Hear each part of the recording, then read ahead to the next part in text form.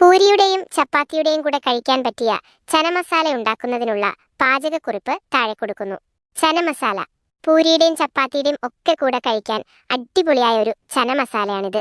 ചേരുവകൾ: വെള്ളക്കടല 1/2 കപ്പ്, എണ്ണ 2 table spoon, സവാള 2 എണ്ണം, ഇഞ്ചി 1/2 ഇഞ്ച് കഷ്ണം, വെളുത്തുള്ളി 4 അല്ലി, തക്കാളി 1 എണ്ണം, ഉപ്പ് പാകത്തിന്, മഞ്ഞൾപ്പൊടി 1/4 ടീസ്പൂൺ, കാശ്മീരി മുളക് പൊടി 2 ടീസ്പൂൺ, എരിവുള്ള മുളക് പൊടി 1 ടീസ്പൂൺ, മല്ലിപ്പൊടി 1/2 ടീസ്പൂൺ, അണ്ടിപ്പരിപ്പ് 5 എണ്ണം, kasuri methi 1/2 teaspoon, tomato sauce 1 table spoon, butter 1 table spoon, fresh cream 2 table spoon.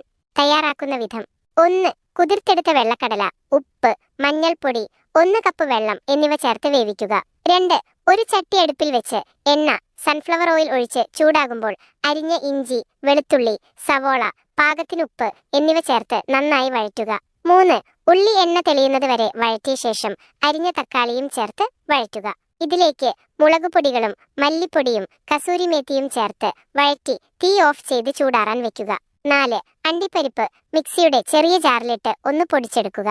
ഇതിലേക്ക് വഴറ്റിയ മസാലയും ആവശ്യത്തിന് വെള്ളവും ചേർത്ത് നന്നായി അരച്ചെടുക്കുക. അണ്ടിപ്പരിപ്പ് കുതിർത്തതാണെങ്കിൽ വഴറ്റിയ മസാലയുടെ കൂടെ ഇട്ട് അരച്ചെടുക്കുക. 5.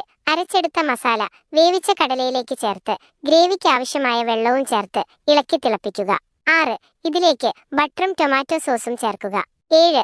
അവസാനമായി ഫ്രഷ് ക്രീമും അല്പം കസൂരി മേത്തിയും കയ്യിലിട്ട് തിരുമ്മി പൊടിച്ച് ചേർത്ത് തീ ഓഫ് ചെയ്യുക.